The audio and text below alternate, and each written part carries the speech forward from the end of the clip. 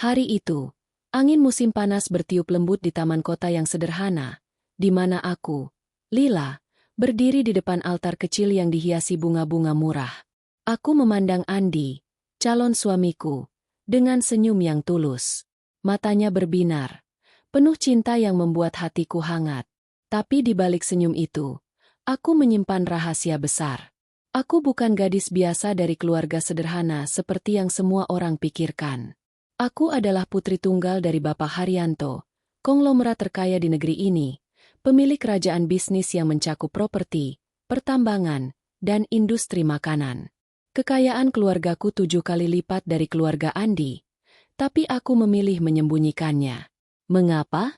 Karena aku ingin membuktikan bahwa cinta Andi padaku adalah murni, bukan karena uang atau status. Aku ingin hidup normal, tanpa bayang-bayang kekayaan yang selalu membuat orang mendekatiku dengan motif tersembunyi. Pernikahan kami sederhana, sesuai permintaanku. Tidak ada pesta mewah di Hotel Bintang 5, tidak ada mobil limusin yang mengantar. Hanya keluarga dekat dan teman-teman Andi yang hadir. Ibuku, yang sebenarnya adalah istri seorang miliarder, datang dengan penampilan biasa-biasa saja, mengenakan gaun sederhana yang aku pilihkan. Bapakku, dia tidak hadir, atas permintaanku sendiri. Biarkan aku menjalani ini sendirian dulu, Pak. Kataku padanya melalui telepon malam sebelumnya. Dia mengerti, meski hatinya berat. Hati-hati, Nak. Dunia di luar sana kejam. Pesannya. Saat kami bertukar cincin, aku merasa bahagia. Andi, seorang pegawai kantor biasa dari keluarga menengah ke atas, memegang tanganku erat. Aku mencintaimu, Lila. Selamanya. Bisiknya. Aku balas dengan anggukan. Tapi pandanganku melirik ke arah mertuaku, Ibu Sita. Wanita berusia 50-an itu berdiri di barisan depan. Wajahnya tegang, bibirnya mengerucut seperti menahan amarah. Sejak pertama kali Andi memperkenalkanku padanya 6 bulan lalu, Ibu Sita sudah menunjukkan ketidaksukaannya. Dari mana asal gadis ini? Keluarganya apa? Kerjanya apa? Tanyanya pada Andi saat aku tidak ada di ruangan. Aku mendengarnya secara tidak sengaja, dan itu membuatku semakin yakin untuk menyembunyikan identitasku. Setelah upacara, kami pindah ke rumah mertua untuk resepsi kecil. Rumah mereka cukup besar, di pinggiran kota, dengan taman luas dan ruang tamu yang dihiasi perabotan mahal. Tapi bagi aku, yang terbiasa dengan villa mewah dan apartemen penthouse, itu terasa biasa saja. Ibu Sita menyambut tamu dengan senyum palsu, sambil sesekali melirikku. Selamat ya, Andi. Semoga istrinya bisa menyesuaikan diri, katanya pada salah satu saudaranya. Cukup keras hingga aku mendengar. Aku pura-pura tidak tahu, sibuk menyapa tamu. Malam itu, setelah tamu pulang, barulah wajah asli Ibu Sita muncul. Kami duduk di ruang keluarga. Andi memeluk bahuku, sementara ayah mertua, Pak Budi, duduk diam di sudut. Seperti biasa, dia orang yang pendiam, jarang campur tangan urusan rumah tangga. Ibu Sita menatapku tajam. Lila, sekarang kau sudah resmi bagian dari keluarga ini. Tapi ingat, keluarga kami punya standar. Kami bukan keluarga sembarangan. Andi anak tunggal kami, dan kami harap kau bisa mendukungnya, bukan jadi beban. Aku mengangguk sopan. Ya, Bu. Saya akan berusaha sebaik mungkin. Dia mendengus pelan. Berusaha? Itu tidak cukup. Mulai besok, kau harus membantu di rumah. Kami tidak punya pembantu tetap lagi sejak yang lama pulang kampung. Kau bisa masak, kan? Cuci piring, setrika baju, sapu lantai. Itu tugas dasar istri di rumah ini. Andi memprotes pelan. Lila baru saja menikah. Biarkan dia istirahat dulu. Tidak usah banyak alasan. Andi, kau yang memilihnya. Sekarang tanggung jawabnya. Dia dari keluarga biasa-biasa saja. Harus belajar mandiri. Kalau tidak, bagaimana bisa bertahan di keluarga seperti kita? Ibu Sita berdiri, meninggalkan ruangan dengan langkah tegas. Aku merasa dada sesak. Tapi aku tahan. Ini baru awal, pikirku. Aku pernah hidup mewah, dengan pelayan yang siap sedia 24 jam. Tapi aku juga pernah belajar mandiri saat kuliah di luar negeri, atas permintaan bapak untuk membentuk karakter. Membersihkan rumah? Itu bukan masalah. Yang menyakitkan adalah nada merendahkannya. Seolah aku sampah yang kebetulan nyangkut di keluarganya. Keesokan paginya, jam 6 pagi, Ibu Sita sudah membangunkanku dengan ketukan pintu kamar. Lila, bangun. Sarapan harus siap jam 7. Andi harus ke kantor tepat waktu. Aku bangun, mengenakan daster sederhana, dan turun ke dapur. Dapur itu luas, tapi berantakan. Piring kotor semalam masih menumpuk. Ibu Sita duduk di meja makan, membaca koran sambil minum kopi. Cepat, masak nasi goreng untuk Andi. Jangan lupa cuci piring dulu. Oh ya, nanti siang sapu halaman depan. Daun-daun berguguran kemarin. Aku mengangguk, mulai bekerja. Andi turun, melihat aku sibuk, dan berbisik. Maaf ya, sayang. Mama memang begitu. Nanti aku bicara lagi sama dia. Tidak apa-apa, jawabku pelan, sambil mengaduk nasi. Tapi dalam hati, aku mulai merasakan amarah. Ini bukan tentang pekerjaan rumah, tapi tentang bagaimana dia memperlakukanku seperti babu, bukan menantu. Sepanjang hari itu, Ibu Sita terus memerintah. Lila, setrika baju Pak Budi. Jangan sampai kusut. Lila, belanja ke pasar. Jangan boros. Ingat, uang dari Andi. Aku patuh, tapi setiap perintahnya seperti jarum yang menusuk harga diriku. Malam harinya, saat kami makan malam, Ibu Sita mulai bicara lagi. Lila, besok ada saudara kami datang. Kau harus siapkan makanan enak. Jangan sampai malu-maluin keluarga. Mereka tahu Andi menikah dengan gadis dari kampung. Jadi kau harus buktikan bisa berguna. Aku menelan ludah. Dari kampung? Aku lahir di Jakarta. Dibesarkan di rumah mewah seluas lapangan bola. Tapi aku diam. Andi memegang tanganku di bawah meja, memberi kekuatan. Beberapa hari berlalu dengan rutinitas yang sama. Aku bangun pagi, membersihkan rumah dari atas sampai bawah. Ibu Sita jarang membantu. Lebih suka duduk di teras sambil menelepon teman-temannya, menceritakan betapa beruntung aku bisa masuk ke keluarganya. Suatu sore, saat aku sedang mencuci baju, aku mendengarnya bicara di telepon. Ya, menantu baru ini biasa saja. Dari keluarga miskin, tapi Andi ngotot. Sekarang dia kerja seperti babu di rumah. Harus diajari dari nol. Aku berhenti sejenak. Air mata hampir jatuh. Tapi aku ingat tujuanku. Ini ujian. Suatu hari, saat rahasiaku terungkap, dia akan menyesal. Kekayaan bapakku bukan hanya uang, tapi jaringan bisnis yang bisa menghancurkan siapa saja yang menyakiti keluargaku. Tapi aku tidak mau pakai itu sekarang. Aku ingin dia bertunduk karena kebenaran, bukan ancaman. Malam itu, saat berbaring di samping Andi, aku berbisik. Aku sayang kamu. Aku tahan ini demi kita. Dia mencium keningku. Aku juga. Maafkan Mama. Dia akan berubah. Aku tersenyum dalam gelap. Berubah? Ya, dia akan berubah.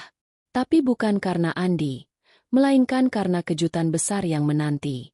Hari demi hari, penindasan kecil itu bertambah. Ibu Sita mulai membatasi aksesku ke barang-barang pribadi, seperti mengatakan, "Jangan pakai sabun mahal itu untuk kami. Kau pakai yang biasa saja." Aku tertawa dalam hati. Sabun mahal? Di rumahku, bahkan air mandi dicampur esensi impor. Tapi aku patuh, menunggu saat yang tepat. Puncaknya datang saat akhir pekan pertama. Ibu Sita mengadakan makan malam kecil dengan saudara-saudaranya. Aku diminta memasak semua hidangan, dari appetizer sampai dessert. Saat tamu datang, dia memperkenalkanku dengan nada merendahkan. Ini Lila, istri Andi. Dia lagi belajar jadi ibu rumah tangga yang baik. Salah satu bibinya tertawa. Wah, baguslah. Zaman sekarang susah cari yang mau kerja rumah. Aku tersenyum paksa. melayani mereka seperti pelayan. Di dalam, api dendam mulai menyala. Ini baru permulaan, Ibu Sita. Suatu hari, kau akan bertunduk di depanku. Syok mengetahui siapa aku sebenarnya.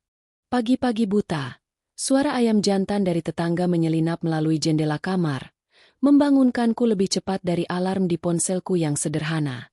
Sudah seminggu sejak pernikahan, dan rutinitas baru ini terasa seperti penjara yang dibungkus senyum manis. Aku, Lila, yang dulu bangun siang di kamar ber-AC dengan sarapan disiapkan oleh chef pribadi, kini harus merangkak dari tempat tidur andai tak ingin mendengar omelan Ibu Sita.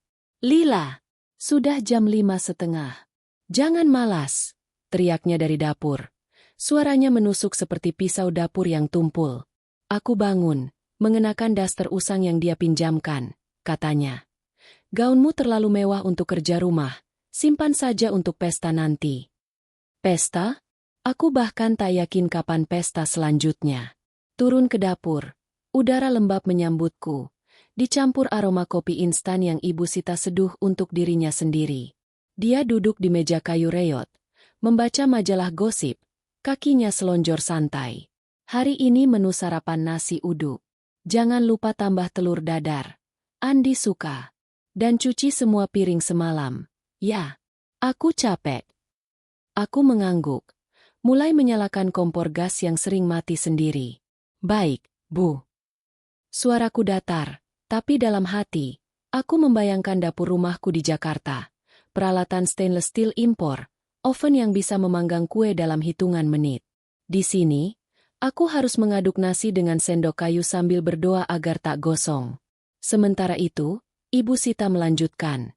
"Nanti siang, cuci semua baju keluarga. Pakai tangan, jangan mesin cuci. Hemat listrik.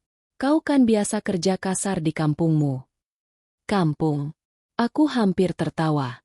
Kampungku adalah penthouse di kawasan elit, dengan pemandangan laut dari balkon. Tapi aku diam, menuang santan ke dalam nasi yang mulai mendidih. Andi turun belakangan, rambutnya acak-acakan, mata masih mengantuk. Dia melihatku sibuk, dan wajahnya langsung muram. "Lila, kamu nggak perlu begini setiap hari. Biar aku bantu." Ibu Sita mendengus. "Bantu apa? Kau ke kantor. Biar istri yang urus rumah. Itu aturannya di sini. Kalau dia nggak bisa, ya pulang saja ke orang tuanya." Andi diam, hanya memelukku sekilas sebelum berangkat. Pintu depan tertutup, meninggalkan aku berdua dengan ratu rumah tangga yang tak tersentuh. Sepanjang pagi, perintahnya mengalir seperti air keran bocor. "Lila, sapu teras. Jangan lupa siram tanaman. Lila, gosok lantai ruang tamu. Ada noda kopi kemarin." Aku berlutut di lantai keramik dingin, kain lap di tangan, keringat menetes ke dahi. Tubuhku yang dulu terbiasa yoga di gym mewah kini pegal linu. Tapi aku tahan. Ini ujian, kataku pada diri sendiri. Demi Andi, demi membuktikan bahwa cintanya tak bergantung pada dompet bapak. Siang hari adalah neraka kecil. Setelah sarapan, aku harus ke pasar tradisional 2 kilometer dari rumah, membawa tas kain usang yang Ibu Sita berikan. "Jangan naik ojek, jalan kaki aja. Hemat bensin."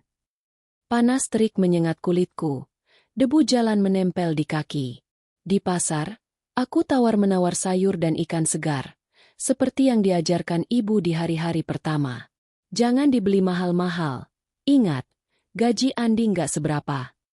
Aku tersenyum pada penjual, tapi dalam hati, aku ingat bagaimana bapak pernah membeli seluruh stok supermarket untuk pesta ulang tahunku. Pulang dengan tangan penuh belanjaan, aku langsung ke dapur lagi, memasak makan siang, sayur asem dan ikan goreng. Ibu Sita makan lebih dulu, sambil mengkritik. "Terlalu asin. Besok belajar lagi." "Kau ini dari mana sih? Masaknya begini." Aku menelan ludah. Makan sisa di piringku sendiri. Pak Budi pulang siang untuk makan. Diam seperti biasa. Hanya mengangguk saat aku menyajikan. Dia orang baik, tapi lemah di hadapan istrinya. "Terima kasih, Lila." Gumamnya pelan. Itu satu-satunya kebaikan yang aku dapat hari itu. Sore hari, Tugas cuci baju dimulai. Ember besar di belakang rumah. Air dingin dari sumur. Baju Andi, kemeja Pak Budi, gaun-gaun Ibu Sita yang berbau parfum mahal, semua harus dicuci tangan. Sabun colek murah membuat tanganku gatal, tapi aku gosok dengan keras, membayangkan ini sebagai terapi. Saat matahari mulai condong, Ibu Sita muncul di belakang, memegang gelas es teh. Cepat dong, Lila. Nanti gelap. Nyamuk banyak. Oh ya, besok pagi jemur semua. Jangan sampai bau apek. Aku mengangguk. Air sabun menetes ke mata. Malam tiba dengan cepat. Andi pulang lelah. Membawa roti untuk camilan. Kami duduk di teras. Dia memijat bahuku yang pegal. Kamu capek ya? Maaf. MA lagi sensi. Nanti aku cari kerja sampingan biar bisa hire pembantu. Aku tersenyum. Meski hati perih. Nggak apa-apa. Aku kuat. Tapi diam-diam, saat dia mandi, aku menangis di kamar mandi. Air mata bercampur air keran, mengalir deras. Kenapa harus seperti ini? Aku ingat telepon singkat dengan ibu malam sebelumnya. Nak, kalau tak tahan, bilang saja. Papa siap jemput. Aku tolak. Belum, Bu. Aku harus buktiin. Rutinitas itu berulang setiap hari, seperti roda yang tak pernah berhenti. Pagi, bangun, masak, bersihkan. Siang, belanja, cuci. Sore, setrika, gosok. Malam, makan sisa, tidur lelah. Ibu Sita tak pernah puas. Suatu hari, saat aku sedang menyapu halaman, dia datang dengan teman arisan, sekelompok wanita seusianya, berpakaian batik mahal. Ini menantu baru saya, Lila. Dia lagi latihan jadi istri teladan. Katanya sambil tertawa, seolah aku adalah monyet sirkus. Teman-temannya ikut tertawa. Wah, bagus tuh. Zaman sekarang jarang yang mau kerja rumah. Dari mana asalnya? Dari desa kecil di Jawa Tengah. Keluarganya petani, katanya. Jawab Ibu Sita, bohong besar. Aku yang asli Jakarta. Tapi dia suka tambah bumbu untuk cerita. Aku pura-pura sibuk menyapu. Tapi telingaku panas. Petani? Kalau dia tahu ayahku punya lahan pertanian seluas provinsi, dia pasti pingsan. Malam itu, saat arisan selesai, Ibu Sita memanggilku ke kamarnya. Lila, tadi tamu-tamu bilang kamu kerja bagus. Tapi ingat, jangan sombong.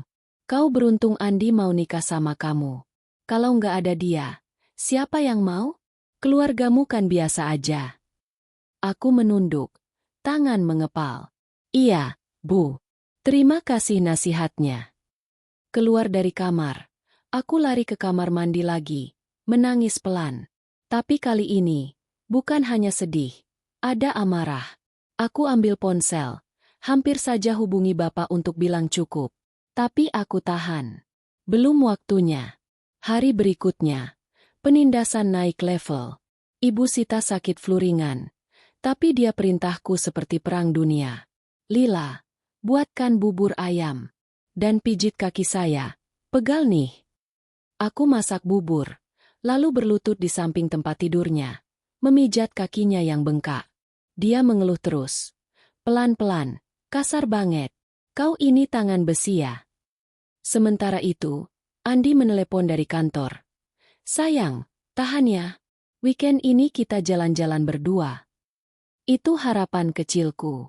Tapi saat weekend tiba, Ibu Sita bilang, Andi, besok ada acara keluarga. Lila harus bantu masak untuk 10 orang. Nggak bisa jalan-jalan. Andi kecewa, tapi patuh. Aku mulai merencanakan. Di balik senyum patuhku, aku kirim pesan ke asisten Bapak. Cek aset keluarga Andi. Butuh info untuk rencana jangka panjang. Balasan datang cepat. Siap, Nona. Kekayaan mereka hanya 1/7 dari Bapak. Aku tersenyum tipis. Hari-hari ini menyakitkan, tapi segera berakhir. Ibu Sita, kau akan belajar arti hormat. Sepanjang minggu kedua, pola itu tak berubah. Aku jadi bayangan di rumah itu, Tak terlihat tapi selalu ada. Tapi setiap malam, saat Andi tidur, aku berbisik pada cermin. Sabar, Lila. Balas dendam terbaik adalah sukses. Dan suksesku? Bukan uang, tapi membuat dia bertunduk. Hari Sabtu tiba seperti badai yang sudah lama dinanti. Membawa angin panas yang membuat daun-daun di halaman rumah mertua bergoyang gelisah. Sudah 2 minggu sejak pernikahan. Dan hari ini adalah acara keluarga besar pertama yang diadakan Ibu Sita. Pesta ulang tahunnya yang ke-52, meski dia bilang, hanya kumpul santai. Tapi bagi aku, Lila, ini bukan pesta, ini medan perang. Aku bangun lebih pagi dari biasanya, jam 4 pagi, saat langit masih gelap pekat. Suara ayam tetangga jadi sahabat setiaku sekarang. Pengingat bahwa hari baru berarti tugas baru. Dapur sudah seperti zona perang saat aku tiba. Ibu Sita, yang biasanya bangun jam 6, kali ini sudah berdiri di depan kompor, mengawasi seperti jenderal. Lila, cepat, mulai potong ayam untuk opor. Harus segar, jangan pakai yang beku. Tamu datang jam 10, semuanya harus siap. Suaranya tajam, tapi matanya berkilat penuh kegembiraan. Ini panggungnya. Dan aku hanyalah properti latar. Aku mengangguk, mengambil pisau tumpul dari rak. Baik, Bu. Berapa porsi? Tanganku mulai bekerja, memotong daging ayam yang licin. Darah menetes ke talenan kayu yang sudah retak. Sementara itu, Ibu Sita duduk di kursi, mengupas bawang sambil bercerita. Hari ini semua saudara datang. Tante Rina dari Bandung, Om Joko dari Semarang, plus sepupu-sepupu Andi. Mereka penasaran sama menantu baru. Jangan sampai malu-maluin. Ya, keluarga kami punya nama baik. Aku tersenyum paksa, meski perutku mulas. Nama baik? Aku ingat bagaimana bapakku sering jadi headline koran karena donasi miliaran untuk yayasan pendidikan. Tapi di sini, nama baik, berarti aku harus jadi pelayan tak kasat mata. Sepanjang pagi, tugas menumpuk, masak opor ayam, rendang daging, sambal goreng ati, kue-kue basah seperti lapis legit dan klepon. Aku aduk kuah opor dengan sendok kayu panjang, keringat bercucuran, sementara Ibu Sita sesekali mencicip dan mengkritik. Terlalu encer. Tambah santan lagi. Kau ini masaknya seperti orang baru belajar. Andi turun jam 7, membantu sebentar dengan mengupas kentang untuk salad. Tapi Ibu Sita cepat mengusirnya. Pergi ke pasar beli es batu. Jangan ikut-ikutan di dapur. Nanti berantakan. Andi melirikku minta maaf. Lalu pergi dengan motor bututnya. Aku sendirian lagi, berjuang melawan kompor yang sering mati. Jam 8, Pak Budi bangun. Duduk di ruang tamu membaca koran. Butuh bantuan, Lila? Tanyanya pelan. Aku hampir bilang ya. Tapi Ibu Sita mendengar dan mendengus. Dia bisa sendiri, Budi. Biar dia belajar tanggung jawab. Pagi berlalu dalam kabut uap dan aroma rempah.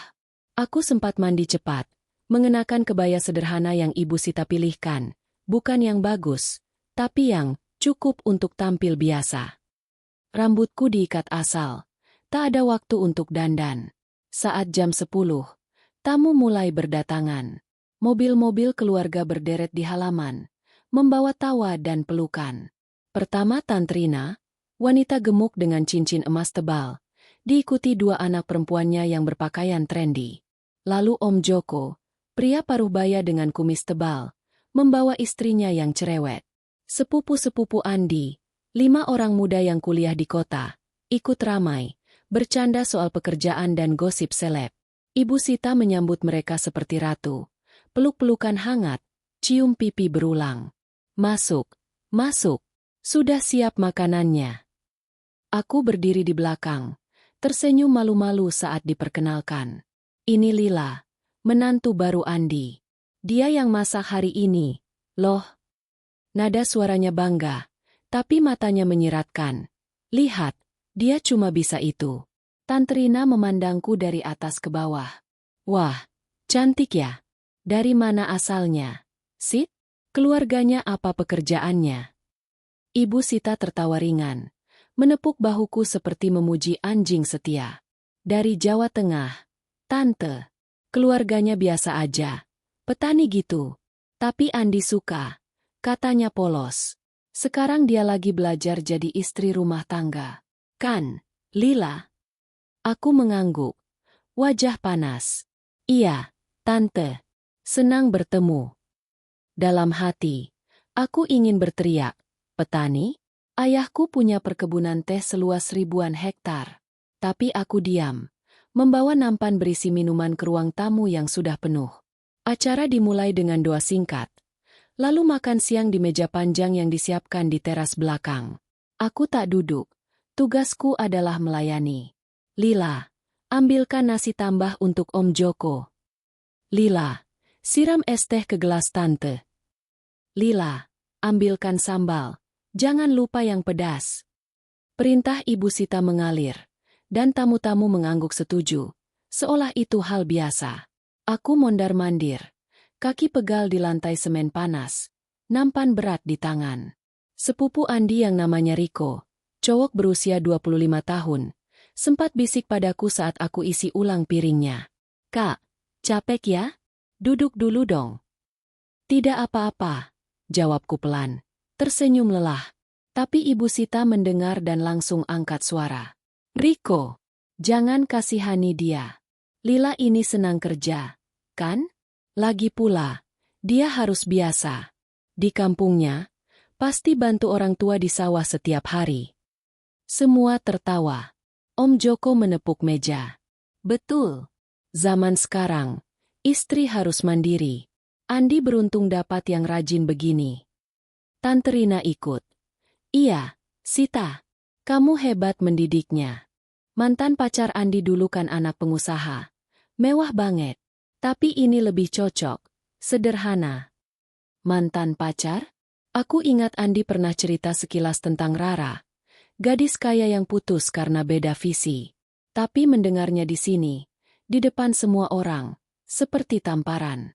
Aku berhenti sejenak di sudut ruangan, napas tersengal, tapi Ibu Sita melambai. Lila, jangan bengong. Ambilkan kue untuk anak-anak. Aku patuh lagi. Membawa piring klepon yang lengket di tangan. Saat meletakkannya di meja, salah satu sepupu perempuan, Nita, bertanya polos. Kak Lila, kamu kuliah di mana dulu?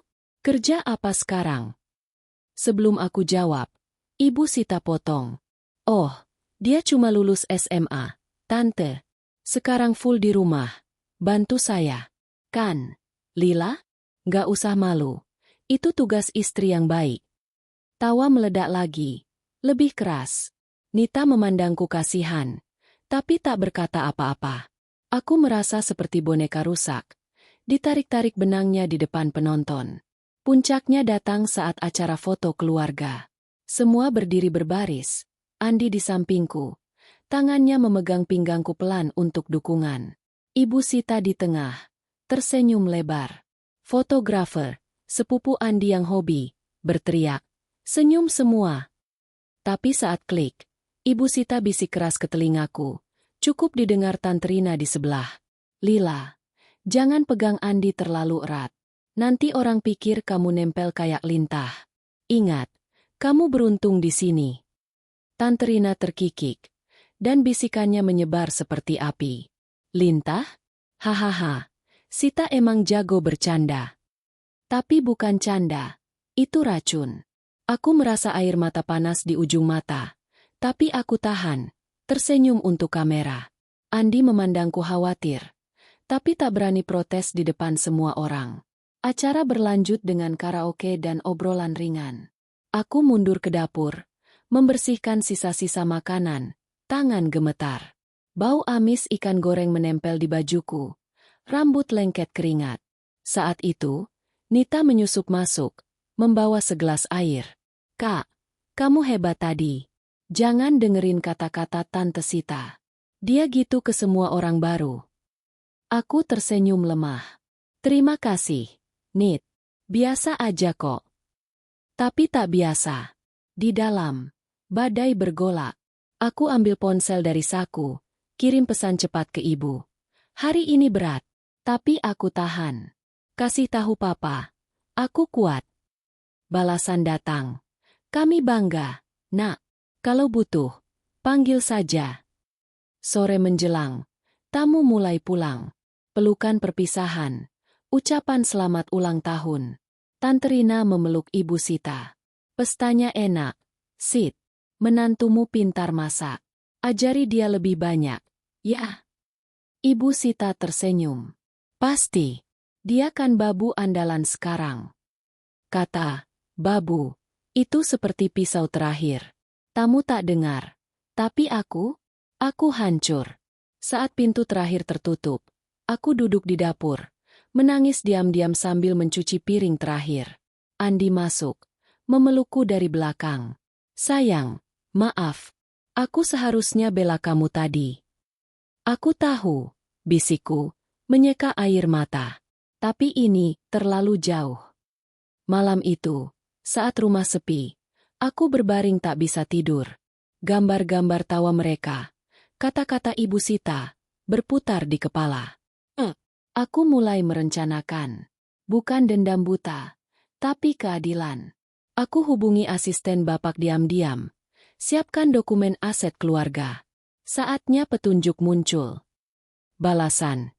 Siap, Nona. Di depan cermin kamar mandi, aku pandang bayanganku yang lelah. Mereka akan tahu siapa aku. Dan Ibu Sita, dia akan bertunduk. Api di dadaku menyala terang. Ini bukan akhir. Ini awal balasan. Malam setelah pesta ulang tahun Ibu Sita terasa seperti akhir dari bab yang panjang dalam hidupku. Tapi sebenarnya, itu hanya membuka luka yang lebih dalam. Aku, Lila, berbaring di samping Andi, memandang langit-langit kamar yang retak-retaknya seperti vena di kulit tua. Jam dinding berdetak pelan, menandakan pukul 11 malam. Tapi tidurku hilang entah kemana. Bau rempah dan minyak goreng masih menempel di rambutku. Meski aku sudah mandi 2 kali. Kata-kata Ibu Sita, babu andalan, berputar di kepala seperti mantra jahat, membuat dada sesak. Andi sudah mendengkur pelan. Tapi aku tahu dia tak benar-benar tidur. Napasnya terlalu teratur. Seperti orang yang pura-pura lelah untuk menghindari obrolan. Aku menyentuh lengannya pelan. Andi, kamu bangun. Dia membuka mata, memandangku dalam gelap. Cahaya lampu jalan menyusup melalui tirai tipis, menerangi wajahnya yang lelah. Iya, sayang. Aku gak bisa tidur. Maaf soal tadi. Tadi. Aku duduk, menarik selimut ke dada. Kamu maksud pesta? Atau semuanya? Dia menghela napas panjang, bergeser mendekat dan memelukku. Tubuhnya hangat. Tapi pelukannya terasa ragu, seperti orang yang takut memecah kaca. Semuanya. Aku lihat kamu capek banget hari ini. Mama, dia kelewatan. Aku seharusnya bela kamu di depan Tante Rina dan yang lain. Tapi, aku takut. Mama kalau marah, bisa berhari-hari nggak ngomong sama aku. Aku menarik diri pelan, memandang matanya yang menghindar. Takut. Andi, ini pernikahan kita. Aku bukan tamu di rumah ini. Aku istri kamu. Tapi setiap hari, aku diperlakukan seperti pembantu. Pagi-pagi bangun masak, cuci baju, sapu halaman. Hari ini, aku masak untuk 20 orang. Layani mereka seperti pelayan restoran. Dan kamu? Kamu diam aja. Wajahnya memerah, meski dalam gelap. Aku tahu, Lila, aku salah. Tapi Mama sudah begitu sejak Papa sakit dulu. Dia stres urus rumah sendiri. Makanya dia begini. Aku janji, besok aku bicara sama dia. Kita cari solusi. Mungkin Hire pembantu paruh waktu. Aku tertawa getir. Suara kecil yang pecah di ruangan sunyi. Solusi? Andi, ini bukan soal pembantu. Ini soal hormat. Dia bilang aku dari kampung, petani.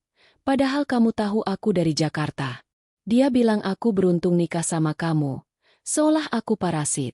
Dan kamu biarin. Apa kamu juga pikir gitu? Tidak. Andi bangun cepat. Suaranya naik sedikit. Tapi cepat mereda takut membangunkan orang tua. Aku cinta kamu, Lila. Itu sebabnya aku nikah sama kamu. Bukan karena mama, bukan karena apa-apa. Tapi, keluarga ini rumit. Papa diam karena takut ribut. Dan aku anak tunggal. Kalau mama sakit hati, seluruh rumah berantakan. Aku menggeleng. Air mata mulai menetes. Rumit? Hidupku dulu nggak rumit. Andi, aku tinggalkan semuanya demi kamu. Demi buktiin bahwa cinta kita murni. Tapi kalau kamu nggak bisa bela aku sekarang, kapan? Aku kesepian di sini. Setiap malam, aku nangis sendirian di kamar mandi. Dia memelukku lagi. Kali ini lebih erat, tapi aku tak balas. Maaf, sayang. Aku janji. Mulai besok, aku lawan mama. Kita pindah ke kontrakan kecil kalau perlu. Aku cari kerja tambahan. Kata-katanya manis. Tapi aku ragu. Ini bukan pertama kalinya dia janji. Minggu lalu, saat Ibu Sita paksa aku cuci mobil sendirian di bawah hujan gerimis, dia bilang hal sama. Tapi besoknya, diam lagi. Aku diam, membiarkan pelukannya. Tapi hati sudah dingin. Rahasiaku, identitas sebagai putri konglomerat, masih aman, tapi mulai terasa berat. Aku ingin cerita. Ingin dia tahu betapa besar pengorbananku. Tapi belum. Aku harus uji dia lebih jauh. Pagi berikutnya, sinar matahari menyusup melalui jendela, membangunkanku dengan kejam. Jam 6, dan Ibu Sita sudah berteriak dari dapur. Lila, sarapan. Andi harus ke kantor jam 8. Aku bangun, tapi Andi lebih cepat. Dia turun duluan, dan aku mendengar suaranya dari bawah. Suara tegas yang jarang ku dengar. "Ma, duduk dulu. Aku mau bicara." Aku berhenti di tangga, menguping diam-diam. Jantung berdegup kencang. Akhirnya, suara Ibu Sita tajam. "Bicara apa? Cepat. Nanti sarapan telat." "Lila, maaf, Ma, tapi perlakuan Mama ke Lila kelewatan. Dia istri aku, bukan pembantu. Kemarin di pesta, Mama malu-maluin dia di depan keluarga. Dia capek. Ma, aku minta Mama berhenti perintah-perintah dia kayak gitu." Hening sejenak, lalu tawa Ibu Sita yang sinis. "Hah? Perintah? Itu tugas istri. Kau pikir rumah ini jalan sendiri? Aku urus segalanya sebelum dia datang. Sekarang dia bantu. Malah protes? Dia dari keluarga miskin. Andi. Harus diajari mandiri. Kalau enggak, nanti manja, habisin gajimu." "Tidak, Ma. Lila pintar. Dia bisa apa aja. Aku cinta dia apa adanya." "Cinta? Cinta enggak bayar tagihan listrik. Lihat, bulan ini tagihan naik karena dia sering nyalain kipas. Besok, suruh dia hemat. Dan jangan banyak omong. Ke kantor sana." Aku turun pelan. Wajah panas. Andi melihatku. Matanya penuh penyesalan. "Sayang, aku coba." Dia coba, tapi gagal. Sepanjang pagi, Ibu Sita tambah galak. Saat aku masak telur mata sapi, dia berdiri di belakang, mengawasi. "Lila, jangan pakai minyak banyak. Hemat." "Andi sudah bilang, ya? Kalau nggak bisa urus rumah, pulang aja ke orang tuamu. Mereka pasti senang dapat menantu gagal." Kata gagal itu seperti cambuk. Aku hampir jatuhkan spatula, tapi tahan. "Iya, Bu." Andi pergi dengan wajah muram, mencium pipiku sekilas. Pintu tertutup, meninggalkan aku sendirian dengan musuh. Siang itu, konflik memuncak. Ibu Sita masuk kamar kami saat aku sedang istirahat sebentar. Jarang sekali aku punya waktu luang. Dia membawa kotak perhiasan kecilku, yang isinya hanya kalung sederhana dan cincin kawin. "Lila, ini. Jual aja. Bulan ini keuangan ketat. Andi bilang gajinya dipotong bonus. Butuh uang untuk beli beras dan bayar cicilan mobil." Aku duduk tegak, mata melebar. "Jual? Bu, ini hadiah dari orang tua saya. Bukan mahal, tapi berarti." "Berarti?" Semua berarti kalau bisa ditukar uang. Lihat, kalung itu emas putih. Pasti laku 5 juta. Cukup untuk sebulan belanja. Kau pemalas. Lila. Selalu minta Andi beli ini itu. Parasit. Kalau nggak mau jual, ya sudah. Tapi jangan minta apa-apa lagi bulan ini. Parasit. Kata itu lagi. Lebih tajam dari pisau. Aku ingat kalung itu. Hadiah ulang tahun ke-20 dari Bapak. Emas asli 24 karat senilai ratusan juta. Tapi aku sengaja bilang sederhana. Baik, Bu. Saya jual. Dia tersenyum puas. Pergi dengan kotak itu. Aku sendirian. Tangan gemetar. Aku ambil ponsel. Hubungi ibu. Bukan untuk cerita, tapi dukungan. Bu, hari ini berat. Mereka minta jual perhiasan saya. Suara ibu lembut. Seperti pelukan jauh. Nak, Papa sudah bilang. Kalau tak tahan, pulang. Kami tunggu. Jangan biarkan mereka injak harga dirimu. Aku tahu, Bu. Tapi, aku masih mau coba. Demi Andi. Kasih tahu Papa. Aku butuh saran. Bagaimana bikin mereka sadar tanpa ungkap semuanya? Ibu tertawa pelan. Papa bilang, mulai dari kecil. Kirim bantuan anonim. Biar mereka curiga. Dan ingat, Nak, kamu kuat. Kami di belakangmu. Malam tiba. Andi pulang dengan bunga murah dari pinggir jalan. Sayang, maaf soal Mama. Ini buat kamu. Aku tersenyum. Tapi dingin. Kami makan malam tegang. Ibu Sita diam saja. Tapi tatapannya penuh kemenangan. Setelah itu, dia panggil Andi ke ruang tamu. Aku ikut diam-diam. Menguping lagi. Andi, pikirkan baik-baik. Kalau kamu bela dia terus. Mama sakit hati. Dia nggak cocok di sini. Mantanmu Rara dulu. Dia ngerti bisnis. Bisa bantu Papa. Lila, cuma bisa masak. Suara Andi tegas kali ini. Mama, stop. Aku pilih Lila. Dia lebih baik dari siapapun. Tapi besoknya, saat Ibu Sita perintah aku gosok lantai, Andi diam lagi, buru-buru ke kantor. Aku merasa kesepian yang lebih dalam. Di kamar, aku kirim pesan ke asisten Bapak. Kirim voucher belanja anonim ke alamat ini. Buat Ibu Sita curiga. Balasan. Sudah, Nona. Besok tiba. Konflik ini membuatku ragu pada Andi, tapi juga kuatkan tekad. Dia cinta aku, tapi lemah. Saat rahasia terungkap, dia harus pilih, berdiri bersamaku, atau kehilangan segalanya. Dan Ibu Sita? Dia akan syok, melihat putrinya yang, parasit, punya kekayaan 7 kali lipatnya. Hari-hari setelah konfrontasi dengan Andi terasa seperti berjalan di atas kaca tipis yang retak-retak. Siap pecah kapan saja. Aku, Lila, bangun setiap pagi dengan beban yang semakin berat. Tapi tekadku masih menyala, meski redup. Sudah hampir sebulan sejak pernikahan, dan rumah mertua ini bukan lagi rumah, melainkan kandang yang membatasi gerakku. Pagi itu, hujan deras mengguyur kota, membuat udara lembab dan dingin menusuk tulang. Jam 5 pagi, suara ketukan pintu kamar membuatku tersentak. Lila, bangun.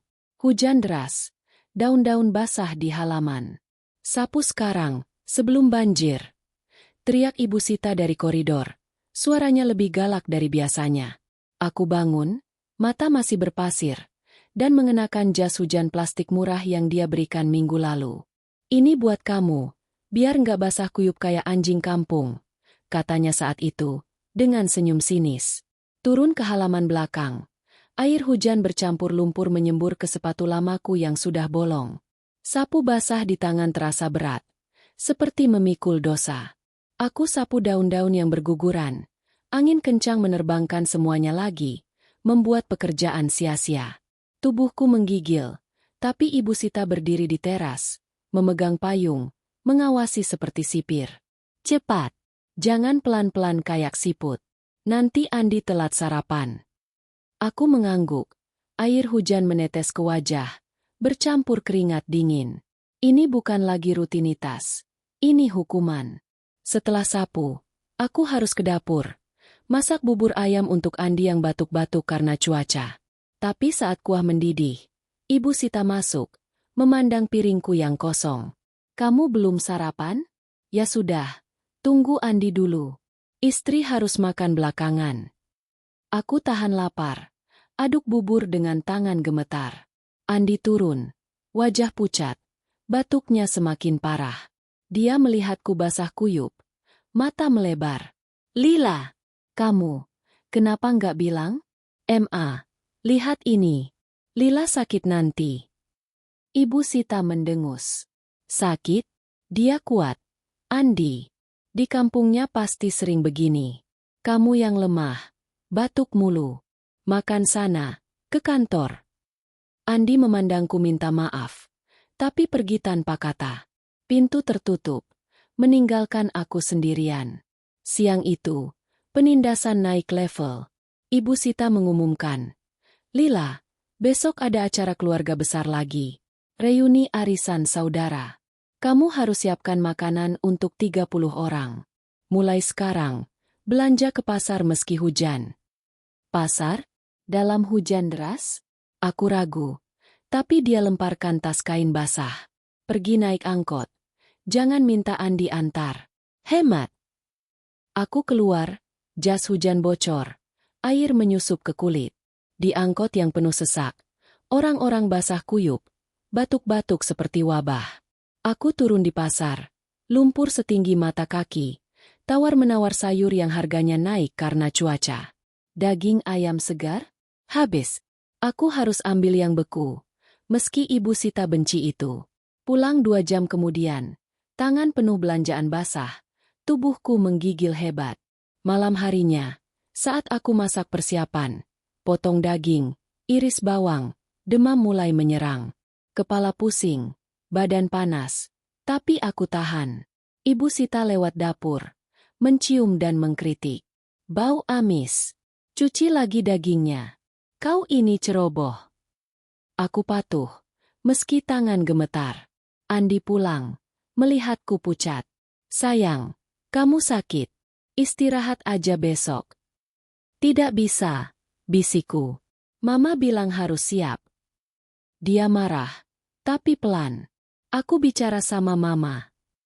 Tapi saat dia coba, Ibu Sita potong. Sakit? Itu alasan pemalas. Besok dia harus kerja. Kalau enggak, dia pulang ke orang tuanya. Mereka pasti enggak peduli. Keluarga miskin gitu. Kata-kata itu seperti pukulan. Aku mundur ke kamar. Rebah di tempat tidur. Demam naik 38 derajat. Andi bawa obat demam murah dari warung. Tapi Ibu Sita masuk. Memandangku dingin. Jangan manja. Besok bangun jam 5. Kalau enggak, aku usir kamu sementara ke rumah Tante Rina. Biar diajari disiplin. Usir? Aku menangis pelan saat dia pergi. Andi memelukku. Aku bela kamu besok. Janji. Tapi besoknya, saat acara reuni dimulai, aku seperti zombie. Jam 5, aku bangun meski badan panas. Masak di dapur yang uapnya membuat kepala semakin pusing. Tamu datang jam 9. Tante Rina lagi. Om Joko, plus lebih banyak lagi.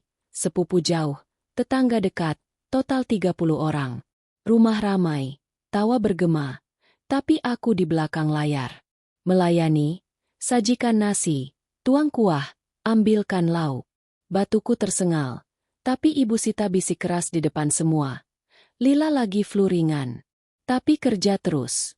Ya, rajin banget. Tante Rina tertawa. Wah, Sita, menantumu tangguh. Dari kampung emang beda. Ya, nggak manja. Om Joko ikut. Iya, tapi hati-hati.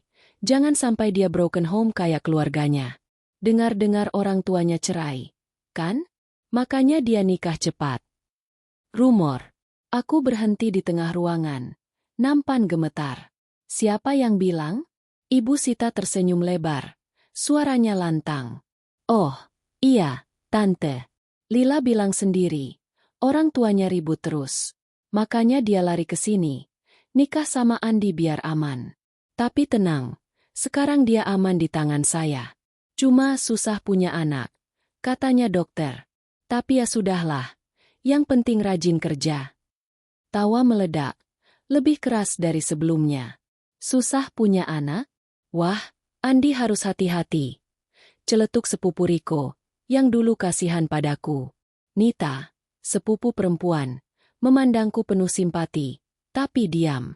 Aku merasa dunia runtuh. Broken home? Cerai? Tak punya anak?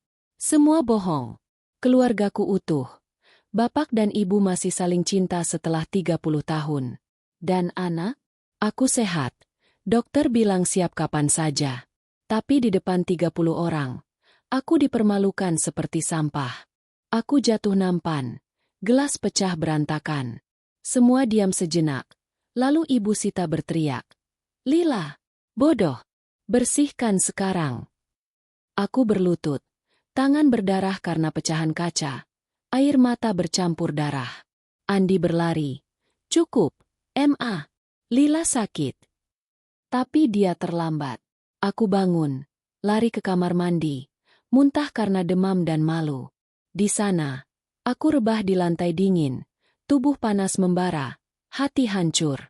Malam itu, setelah tamu pulang, Andi bawa aku ke dokter klinik kecil.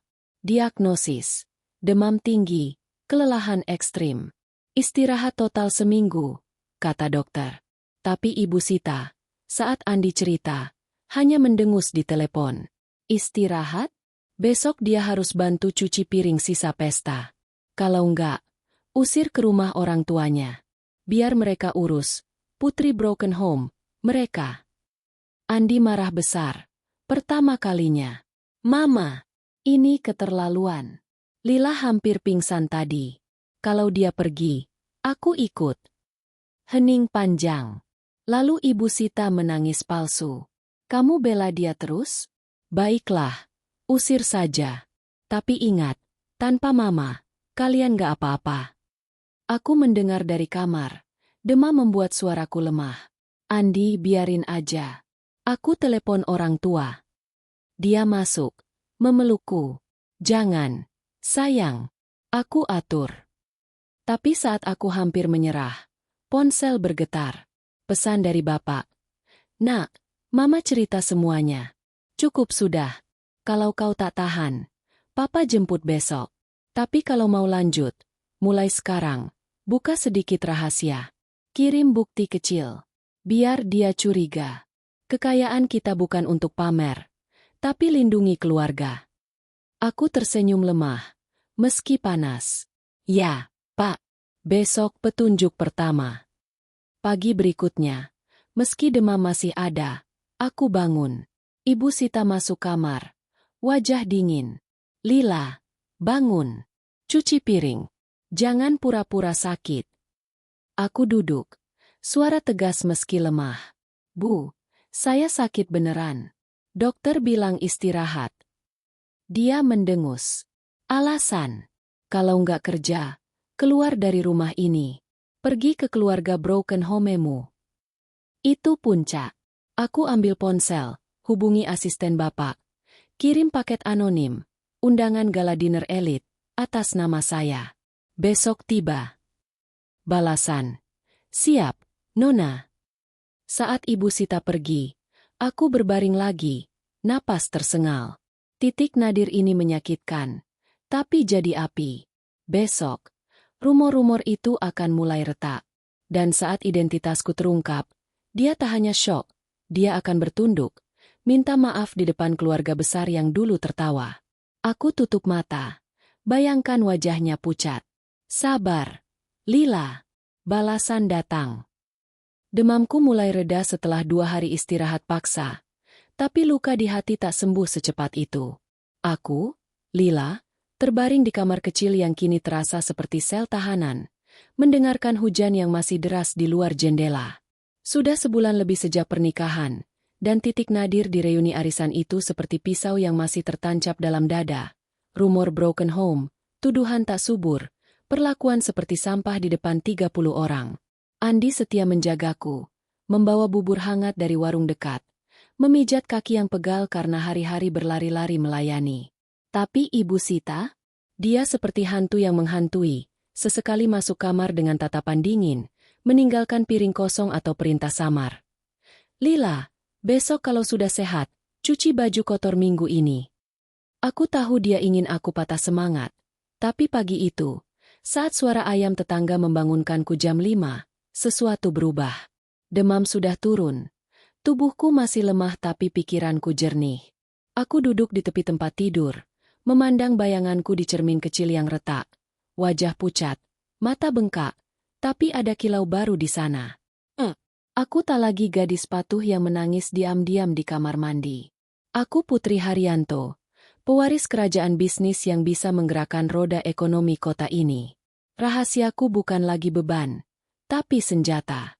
Saatnya bangkit, bukan dengan jeritan marah, tapi dengan langkah diam-diam yang akan membuat Ibu Sita bertanya-tanya. Aku bangun pelan, mengenakan daster sederhana, dan turun ke dapur untuk pertama kalinya sejak sakit. Andi masih tidur, Ibu Sita duduk di meja, menyeruput kopi hitam sambil membaca koran. Dia melirikku, alis terangkat. Oh, sudah bisa jalan? Bagus. Mulai sekarang, bersihkan lemari dapur. Berantakan semua gara-gara pesta kemarin. Aku mengangguk, tapi kali ini senyumku tak paksa. Baik, Bu. Aku mulai membersihkan rak-rak berdebu, tapi pikiranku melayang ke pesan Bapak semalam. Nak, kalau kau siap, mulai dari kecil. Tunjukkan kekuatan tanpa ungkap semuanya. Papa kirim bantuan pertama, mobil sewaan mewah untuk teman yang datang besok. Katakan itu dari teman lama. Biar dia curiga. Aku tersenyum dalam hati. Bapak selalu tahu cara bermain catur bisnis. Langkah kecil yang mengguncang papan. Siang itu, paket anonim yang kuperintahkan tiba. Amplop tebal dengan undangan gala dinner elit di Hotel Bintang 5 pusat kota. Alamatnya atas nama Nyonya Sita dan keluarga. Tapi di dalam, ada catatan kecil. Dari teman lama Lila, mari bertemu di sana. Aku sengaja biarkan amplop itu jatuh di meja ruang tamu saat Ibu Sita sedang menelepon. Dia ambil, membuka, dan aku lihat dari dapur bagaimana wajahnya berubah. Dari penasaran jadi bingung, lalu curiga. Undangan dari mana ini? Gumamnya, membaca nama sponsor. Haryanto Group, Gala Amal Pendidikan. Matanya melebar. Haryanto Group? Itu nama yang sering muncul di berita. Konglomerat raksasa yang kekayaannya legendaris, 7 kali lipat dari bisnis kecil keluarga mertua, properti dan toko grosir yang Pak Budi urus. Dari teman lama Lila? Siapa temannya? Dia kan dari kampung. Mana kenal orang kaya begini? Aku pura-pura sibuk mengupas bawang, tapi telingaku menangkap setiap kata. Pak Budi, yang duduk di sudut, angkat bicara pelan. Mungkin salah kirim. Sit. Lila bilang keluarganya biasa aja. Ibu Sita mendengus, tapi tak buang undangan itu. Malah, dia simpan di laci. Matanya sesekali melirikku. Lila, kemari sebentar. Aku datang. Tangan masih basah. Ya, Bu. Ini undangan gala. Katanya dari temanmu. Siapa? Jangan bohong, ya. Aku menunduk. Pura-pura malu. Oh, itu dari teman kuliah dulu, Bu. Kami satu angkatan di, kursus masak di Jakarta. Dia sekarang kerja di perusahaan besar. Mungkin dia ingat saya. Kursus masak? Hah, pasti. Orang kaya suka undang pembantu lama. Nada sinisnya kembali. Tapi ada keraguan di matanya. Dia pergi. Tapi sepanjang sore, dia lebih pendiam. Sesekali googling Haryanto Group di ponsel tuanya. Malam itu, Andi pulang dengan wajah cerah. Sayang, aku dapat kabar bagus. Kantorku lagi tender proyek kecil sama perusahaan properti. Kalau menang, bonus gede. Dia peluk aku. Tak sadar badanku masih lemah. Aku tersenyum, tapi dalam hati tahu, itu bukan kebetulan. Aku sudah hubungi asisten Bapak pagi tadi. Bantu bisnis Andi secara anonim. Tender properti. Pastikan mereka menang. Balasan. Sudah diatur, Nona. Kontrak besok ditandatangani. Andi, selamat ya. Kataku, mencium pipinya. Kamu pantas. Dia pandangku dalam, seperti melihatku baru. Kamu kelihatan beda hari ini. Lebih kuat. Aku tertawa pelan. Mungkin karena sakit kemarin. Bikin sadar. Tapi keberanian kecilku mulai muncul keesokan harinya. Mobil sewaan mewah, Mercedes hitam mengkilap, tiba di depan rumah jam 9 pagi, dikemudikan sopir berjas rapi. Klakson pelan, dan aku keluar, mengenakan blus sederhana tapi rambutku diikat rapi, makeup tipis yang membuat wajahku segar. Ibu Sita mengintip dari jendela, mata melebar. Lila, mobil siapa itu? Kamu naik. Aku tersenyum tenang. Iya, Bu. Teman yang kirim undangan kemarin. Dia jemput untuk urusan kecil. Saya balik sore. Sopir membuka pintu, dan aku naik, meninggalkan Ibu Sita berdiri di teras dengan mulut ternganga. Di dalam mobil, AC dingin dan kulit jok lembut membuatku hampir menangis. Ingat rumah asalku. Sopir, yang sebenarnya karyawan Bapak, bisik. Nona, Bapak kirim salam.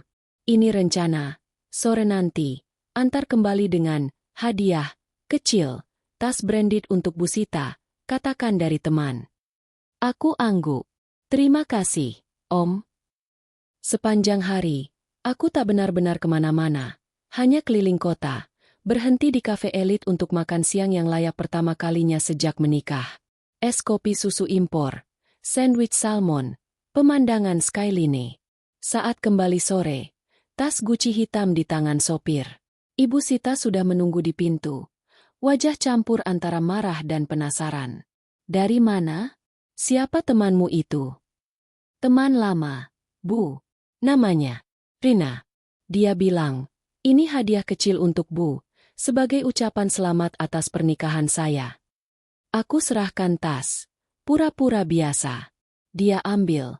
Mata berbinar saat lihat label. Gucci? Asli? Tapi, kenapa untuk saya? Karena dia bilang, mertua saya pasti orang baik, yang ngurus keluarga dengan telaten. Ibu Sita pegang tas erat, tapi curiganya tak hilang. Rina siapa? Dari perusahaan mana? Jangan-jangan bohong. Lila, kamu kan gak punya teman kaya. Aku tersenyum tipis, untuk pertama kalinya menatap matanya langsung. Bu, percaya aja, saya gak bohong. Lalu aku masuk, tinggalkan dia memandang tas itu seperti harta karun beracun. Malam itu, suasana rumah berubah. Ibu Sita lebih pendiam saat makan malam, sesekali sentuh tas Gucci di pangkuannya. Pak Budi tersenyum kecil ke arahku. Andi bangga. Kamu hebat, sayang. Tiba-tiba dapat teman gitu. Aku angguk. Hidup penuh kejutan. Tapi di balik itu, persiapan berlanjut. Diam-diam, aku kumpul bukti, foto-foto lama dengan Bapak di acara bisnis, clipping koran tentang Haryanto Group, dokumen aset yang asisten kirim via email aman. Aku simpan di folder tersembunyi di ponsel. Dan Andi? Dia mulai membela lebih sering. Saat Ibu Sita coba perintahku cuci mobil lagi, Andi angkat bicara. Biar aku yang cuci. Lila baru sembuh. Ibu Sita mendengus. Tapi tak paksa. Ya sudah. Tapi ingat, dia jangan manja. Perlahan, retakan muncul. 2 hari kemudian, telepon dari Tantrina. Sita, dengar-dengar menantumu dapat undangan gala? Siapa temannya? Keren banget. Ibu Sita jawab ragu. Entah, mungkin bohong.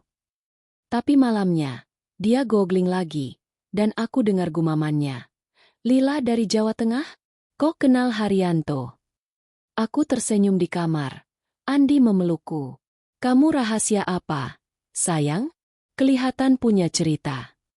Belum waktunya, pikirku. Tapi segera. Persiapan ini bukan untuk pamer, untuk membuat dia bertunduk. Syok saat tahu kekayaanku 7 kali lipatnya.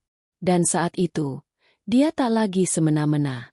Malam itu, aku bisik pada cermin. 1 langkah lagi, Lila.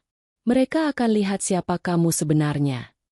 Pagi itu, sinar matahari menyusup melalui celah tirai tipis, membangunkanku dengan kelembutan yang jarang kurasakan akhir-akhir ini. Sudah hampir 2 bulan sejak pernikahan, dan rumah mertua ini mulai terasa seperti teka-teki yang retak-retak, siap runtuh dengan dorongan kecil.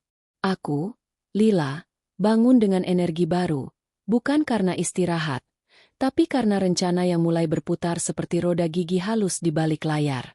Tas Gucci yang kuserahkan 2 hari lalu masih jadi pusat perhatian Ibu Sita. Dia bawa kemana-mana. Sesekali sentuh kainnya seperti tak percaya itu nyata. Tapi curiganya seperti awan hitam yang menggantung. Siap hujan kapan saja. Aku turun ke dapur jam 6, seperti biasa. Tapi kali ini dengan langkah lebih ringan. Andi sudah berangkat pagi-pagi untuk meeting tender yang, kebetulan, menang berkat sentuhan Bapak. Ibu Sita duduk di meja, memegang koran sambil minum teh manis. Tas Gucci tergeletak di kursi sebelah seperti penjaga setia. Pagi, Bu, sapaku santai. Mulai rebus air untuk kopi. Dia melirikku tajam. Alis berkerut. Pagi. Andi bilang tendernya menang. Bonusnya lumayan, katanya. Kamu tahu apa-apa soal itu? Aku tersenyum dalam hati. Terima kasih, asisten Bapak. Tidak, Bu. Mungkin Andi memang hebat. Dia kan pintar urus proyek. Ibu Sita mendengus, tapi tak seperti biasa. Tak ada sindiran langsung. HMPH. Semoga aja. Bulan ini keuangan ketat. Tagihan sekolah sepupu naik. Kalau nggak ada bonus itu. Suaranya pelan, seperti orang yang mulai khawatir. Aku tahu kenapa. Bisnis keluarga mertua lagi goyah. Pak Budi cerita sekilas minggu lalu, saat kami cuci piring berdua, toko grosir mereka kehilangan klien besar karena kompetitor baru, dan properti sewaan sepi karena resesi kecil di kota. Kekayaan mereka, yang dulu bangga Ibu Sita, kini seperti balon kempis. Tapi kejadian tak terduga datang siang itu, seperti kartu as di permainan poker. Aku sedang menyiram tanaman di halaman belakang. Air keran dingin menyegarkan tangan, saat Pak Budi pulang lebih awal dari kantor. Wajahnya pucat, map tebal di tangan. Lila, kamu di sini? Bagus. Bantu Papa sebentar di ruang tamu. Aku ikut, penasaran. Di ruang tamu, dia buka map itu. Surat kontrak baru dari Haryanto Group, perusahaan properti raksasa Bapak, untuk sewa lahan toko grosir mereka. Lihat ini. Mereka tawarkan kontrak eksklusif. Harga 2 kali lipat dari biasa. Tanpa tender. Langsung ditawarkan. Siapa yang atur ini? Papa nggak kenal orang di sana. Aku pura-pura kaget. Tapi hati berdegup gembira. Ini hasil pesananku 2 hari lalu. Bantu bisnis mertua secara anonim. Kontrak properti. Pastikan menguntungkan. Asisten balas. Sudah, Nona. Mereka akan kaget. Aku pegang surat itu. Baca detailnya. Jaminan sewa 3 tahun. Bonus renovasi. Wah, Pak. Ini, luar biasa. Mungkin ada yang tahu usaha Bapak. Pak Budi menggeleng. Mata berbinar harap. Mungkin. Tapi aneh. Ya, Haryanto Group kan raksasa. Kekayaannya ya Tuhan. 7 kali lipat dari kita. Kenapa pilih toko kecil seperti punya Papa? Ibu Sita masuk saat itu. Mendengar akhir kalimat. Apa? Haryanto lagi? Surat apa itu? Dia rebut map dari tangan suaminya. Mata menyipit baca tulisan emas di header. Wajahnya berubah. Dari curiga jadi syok ringan. Ini kontrak sewa? Harga segini? Budi, kamu bohong. Mereka nggak mungkin tawarin kita. Pak Budi tersenyum lemah. Beneran, Sid. Langsung ke email Papa tadi pagi. Mungkin Tuhan kasih rezeki. Ibu Sita duduk. Tangan gemetar pegang surat. Tapi, kenapa sekarang? Setelah undangan gala itu? Dan tas Gucci dari teman Lila? Matanya beralih padaku. Menusuk. Lila, kamu tahu apa-apa? Jangan bohong. Aku menunduk. Pura-pura polos. Enggak, Bu. Mungkin kebetulan. Saya kan gak kenal orang-orang besar.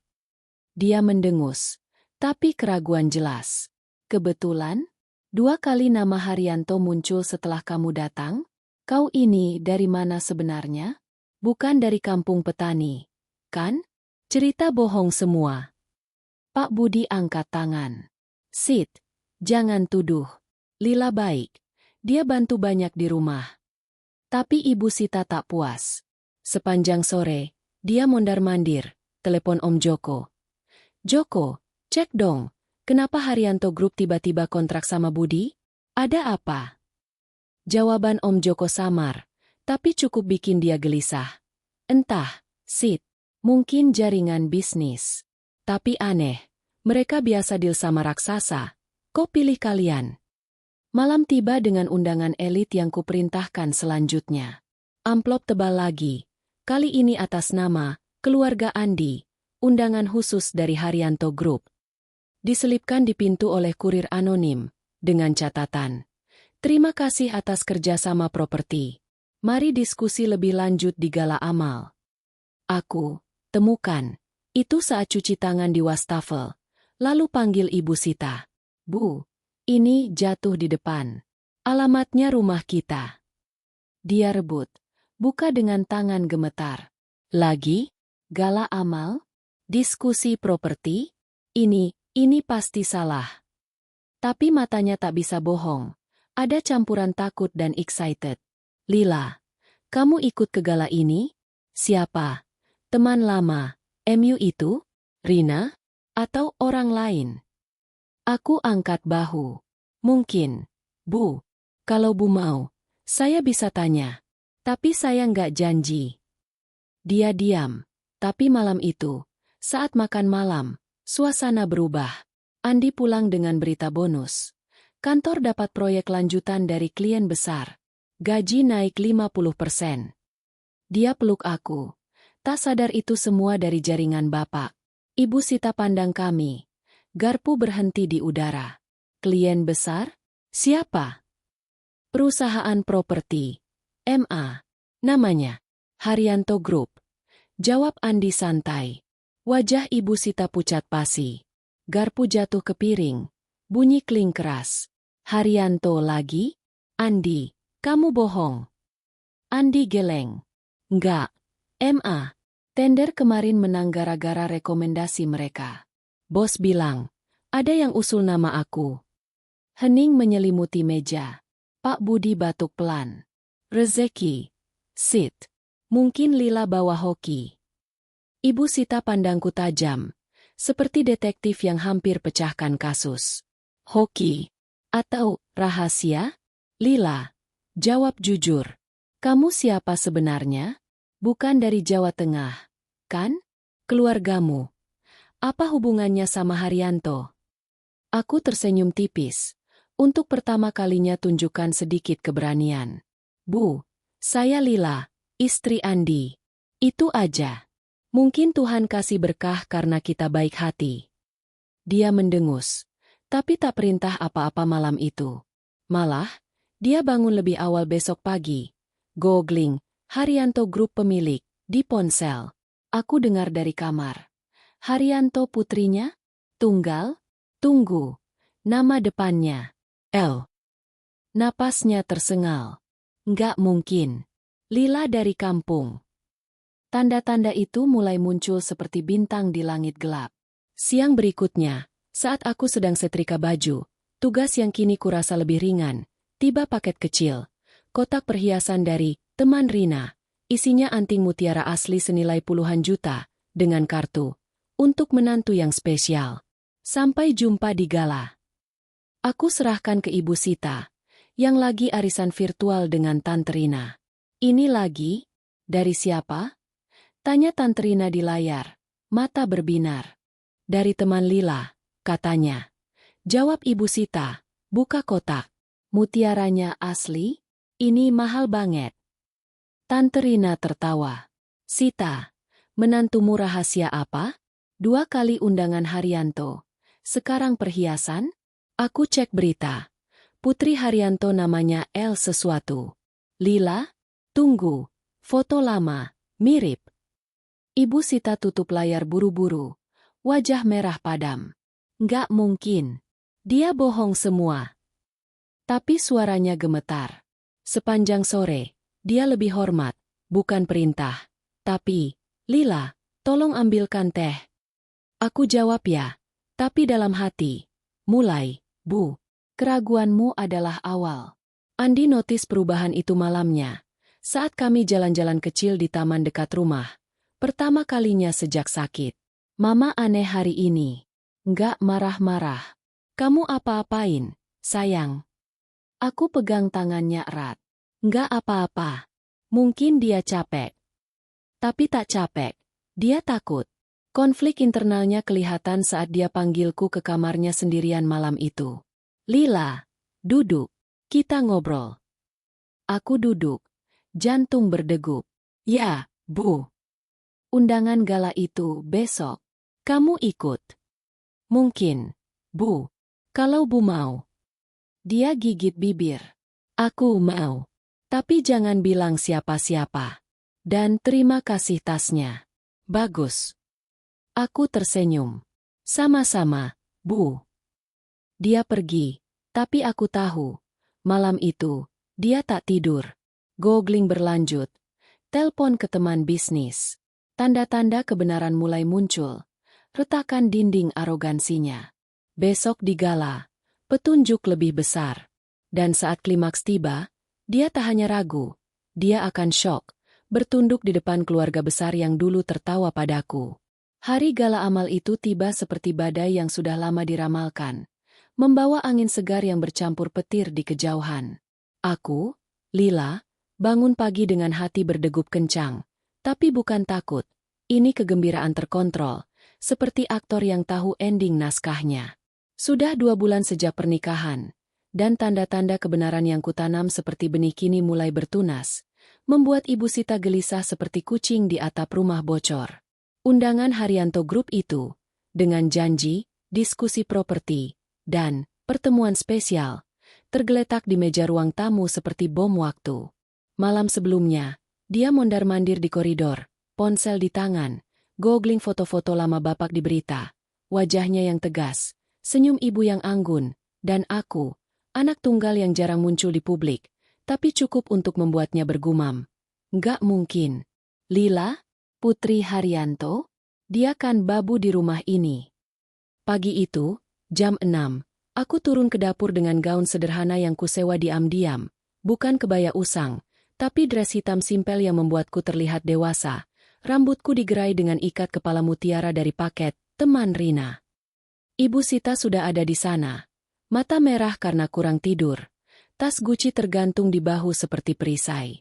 Lila, kamu mau ikut gala malam ini? Tanyanya. Suara campur antara perintah dan permohonan. Pertama kalinya nada seperti itu. Aku tersenyum tenang. Tuang air panas ke cangkir teh. Iya. Bu, kalau Bu mau, saya temani. Teman saya bilang, undangan untuk keluarga. Dia mengangguk cepat, tapi matanya menyipit. Baik, tapi jangan bilang Andi.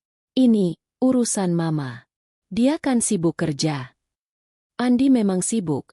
Meeting lanjutan dari tender Haryanto Group, yang kuruskan semalam via asisten. Aku angguk, tapi dalam hati, dia harus tahu suatu saat. Tapi malam ini, panggung untukmu, Bu. Sepanjang pagi, suasana rumah tegang seperti kawat listrik. Pak Budi pergi ke toko grosir dengan senyum lebar. Surat kontrak sewa di saku. Dia tak curiga, hanya senang rezeki datang. Ibu Sita sibuk di kamar.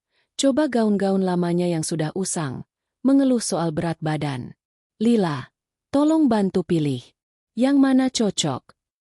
Aku masuk. Lihat tumpukan kain batik dan sutra murah, dan untuk pertama kalinya, aku beri saran. Yang biru itu, Bu, cocok dengan tas Gucci. Dia pandangku aneh, tapi ambil. Kamu tahu fashionnya? Dari kursus masak. Aku tertawa pelan. Lebih dari itu, Bu, pernah ikut acara formal dulu. Dia diam, tapi keraguan bertambah. Siang berlalu lambat. Aku hubungi Bapak via pesan aman. Malam ini, Bu Sita datang. Mulai parsial. Tunjukkan koneksi saya tanpa full ungkap. Balasan cepat. Siap, nak. Sopir jemput jam 6.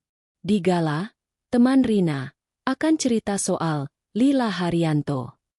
Biar dia syok perlahan. Jam 6 sore, mobil Mercedes hitam yang sama datang lagi, klakson pelan. Ibu Sita keluar dari kamar, gaun biru ketat di tubuhnya, riasan tebal untuk tutupi kerutan khawatir. Aku naik duluan, dia ikut, mata melebar lihat interior mewah, AC dingin, minibar kecil, layar TV. Mobil siapa ini? Sopirnya berjas? Lila, kamu biasa naik begini. Aku angguk santai. Teman saya, Bu. Biasa aja. Sepanjang perjalanan ke Hotel Bintang 5 pusat kota, Grand Plaza, tempat Bapak sering adakan acara, dia diam, tangan mengepal di pangkuan.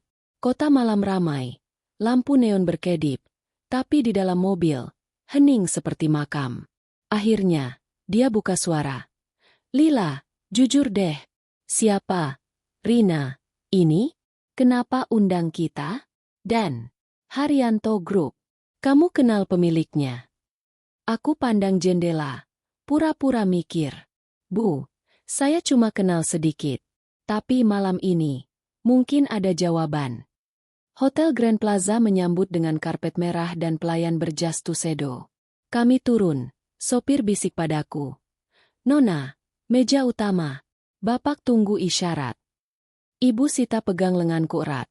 Seperti anak kecil di taman hiburan yang takut tersesat. Lila, ini mewah banget.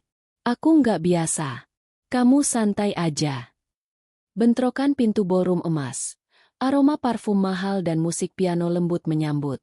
Ratusan tamu elit, pengusaha, seleb, pejabat, semua berpakaian desainer, gelas champagne di tangan. Ibu Sita kaku, mata berkeliling seperti tikus di sarang singa. Ini, gala amal pendidikan? Kok orang-orangnya kaya semua? Seorang wanita paruh baya mendekat, tersenyum lebar. Ini, Rina, sebenarnya Direktur Pemasaran Haryanto Group, aktris dalam rencanaku. Lila, akhirnya datang. Sudah lama nggak ketemu sejak kuliah dulu. Dia peluk aku hangat, lalu pandang Ibu Sita. Ini, mertua cantik yang sering cerita Lila? Nyonya Sita. Ya? Senang bertemu. Saya Rina, teman lama Lila dari universitas. Ibu Sita tersenyum paksa, jabat tangan ragu.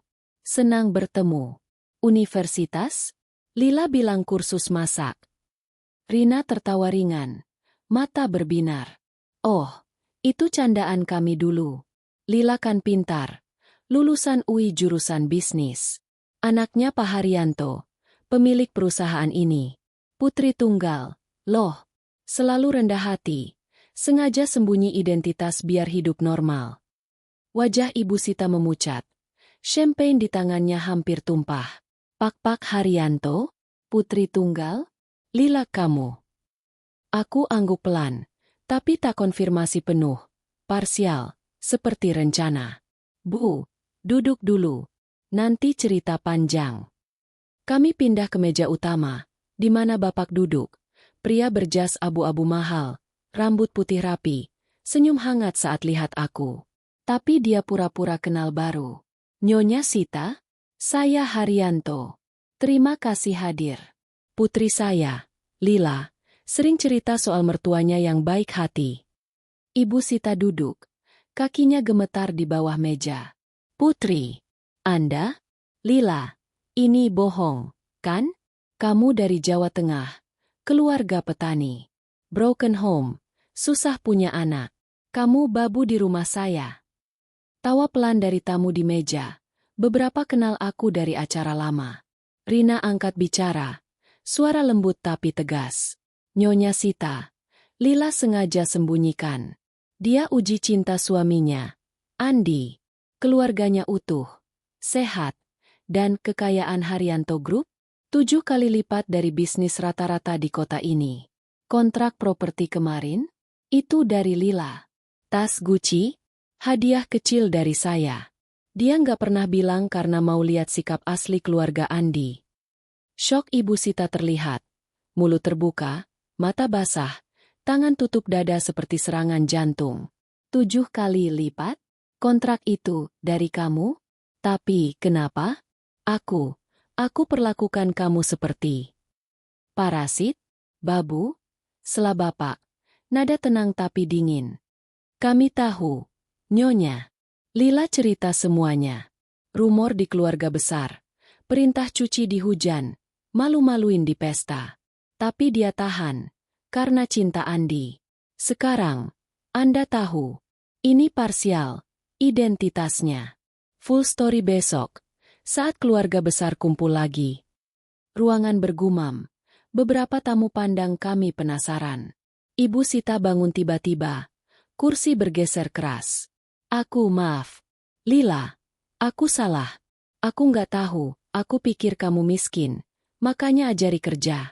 Tapi, ini gila. Kekayaan segini? Aku, mertua pengusaha raksasa. Aku pegang tangannya. Suara lembut. Bu, itu sebabnya saya sembunyi. Mau lihat hati asli. Sekarang, Anda tahu. Maafkan saya kalau bohong. Tapi jangan bilang Andi dulu. Besok, di rumah, ungkap penuh. Dia angguk. Air mata jatuh. Iya. Akjeni. Terima kasih undangan ini.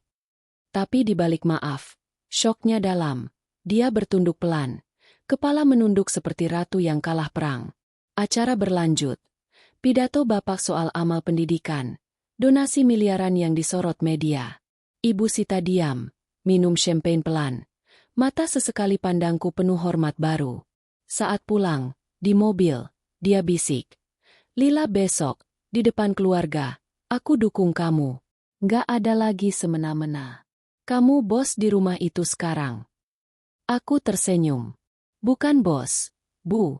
Keluarga. Tapi malam itu, saat tiba rumah, Andi tunggu di teras, curiga. Kalian dari mana?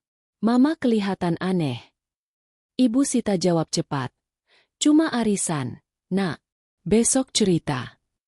Aku masuk kamar. Hati ringan. Pengungkapan parsial sukses. Dia syok. Mulai bertunduk. Besok. Klimaks penuh. Keluarga besar akan kaget. Dan Ibu Sita? Dia tak lagi jahat, tapi pelayan kebenaran. Pagi hari Minggu itu terasa seperti awal dari babak baru dalam drama panjang yang kualami, dengan udara segar yang membawa aroma harum bunga Kamboja dari halaman rumah mertua. Sudah 2 bulan sejak pernikahan, dan malam gala amal kemarin seperti kunci yang membuka pintu rahasia. Pintu yang akan mengguncang fondasi rumah ini selamanya. Aku, Lila, bangun dengan hati tenang tapi berdegup kencang. Seperti prajurit yang tahu perangnya hampir usai. Undangan, kumpul keluarga besar, yang Ibu Sita kirimkan semalam. Alasannya, rayakan bonus Andi dan kontrak baru, adalah jebakan manis yang kuruskan. Pesan darurat ke asisten Bapak. Siapkan rombongan lengkap. Ayah datang dengan bukti. Jam 11 pagi. Balasan. Siap, Nona. Mereka tak akan percaya mata sendiri. Di dapur, jam 8 pagi, Ibu Sita sibuk seperti lebah ratu yang berubah arah, bukan lagi memerintah, tapi meminta dengan nada hormat yang aneh terdengar di telingaku. Lila, tolong, bantu potong buah untuk tamu. Aku gak biasa masak banyak. Suaranya pelan, mata menghindar, tangan gemetar saat pegang pisau. Sejak pulang dari gala, dia seperti orang baru, tak ada omelan, tak ada sindiran. Malah, dia bangun pagi untuk beres-beres sendiri. Sesekali pandangku penuh rasa bersalah yang tak terucap. Kamu, istirahat aja. Aku yang urus. Katanya tadi. Tapi aku tolak. Ini panggungku juga. Aku tersenyum. Ambil pisau. Nggak apa, Bu. Kita bareng-bareng. Andi turun. Rambut acak-acakan. Mata mengantuk. Pagi. Sayang. Mama bilang ada kumpul keluarga? Kok mendadak? Dia peluk pinggangku dari belakang. Tak sadar badai yang akan datang. Aku balas peluk, tapi hati perih. Dia setia, tapi lemah selama ini. Iya, Nak, rayakan rezeki kita. Kamu siap? Tanya Ibu Sita, suara tegang. Tas Gucci tergantung di kursi seperti pengingat syoknya semalam. Pak Budi duduk di meja, koran di tangan, tersenyum lebar. Bagus. Sit. Kontra Haryanto itu selamatkan toko kita. Mungkin tamu spesial datang hari ini. Dia tak tahu detail, tapi intuisinya tajam. Andi angguk antusias. Iya, Pak. Bos bilang, kliennya mau ketemu langsung. Mungkin dia yang atur bonusku. Aku hampir tertawa. Bukan, mungkin. Itu pasti. Jam 10, tamu mulai berdatangan seperti semut ke gula. Tante Rina dengan dua anak perempuannya yang trendy, Om Joko dan istrinya yang cerewet, sepupu Riko dan Nita yang ramai bercanda, plus belasan kerabat lain, total hampir 40 orang. Rumah ramai. Tawa bergema di ruang tamu yang kini dihiasi meja panjang penuh kue dan minuman. Aku melayani seperti biasa. Bukan karena dipaksa, tapi untuk jaga penampilan. Tapi kali ini, dengan senyum tulus. Kak Lila, kamu kelihatan beda. Lebih glowing. Bisik Nita saat aku tuang es teh. Aku angguk pelan. Nanti kamu tahu kenapa, Nit. Tante Rina, yang dulu tertawa saat Ibu Sita sebut aku, Babu, kini pandangku penasaran. Lila, kemarin Sita cerita soal gala. Kamu kenal orang penting ya? Haryanto Group? Wah, cerita dong. Ibu Sita potong cepat. Wajah tegang. Nanti, Tante, ada kejutan. Dia pandang jam dinding. Keringat dingin di dahi. Tamu duduk. Obrolan ringan soal bisnis dan gosip.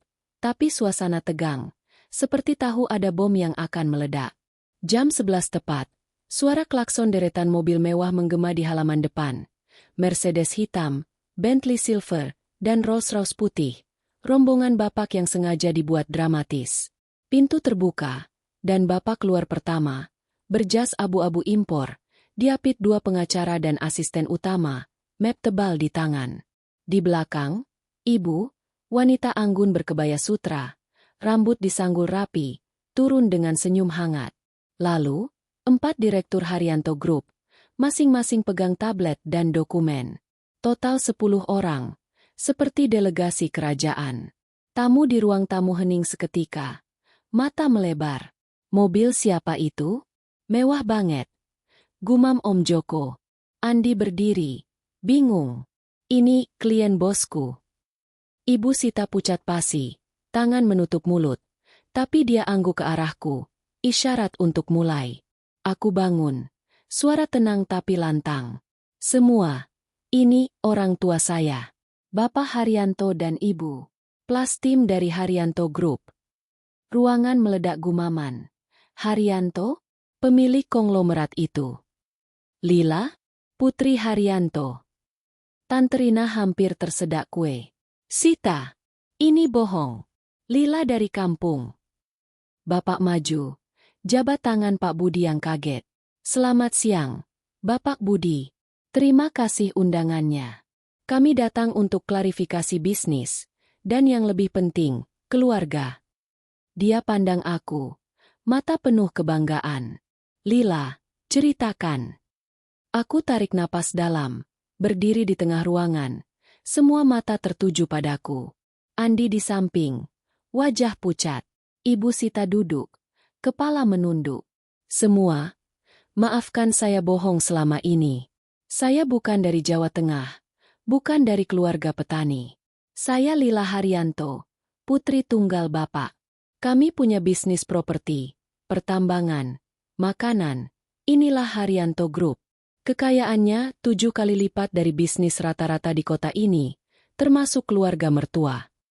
Tawa sinis Om Joko berubah jadi batu. 7 kali? Maksudnya miliaran dolar. Nita bertepuk tangan pelan. Kak, aku tahu mirip foto di berita. Aku lanjut. Suara tegas.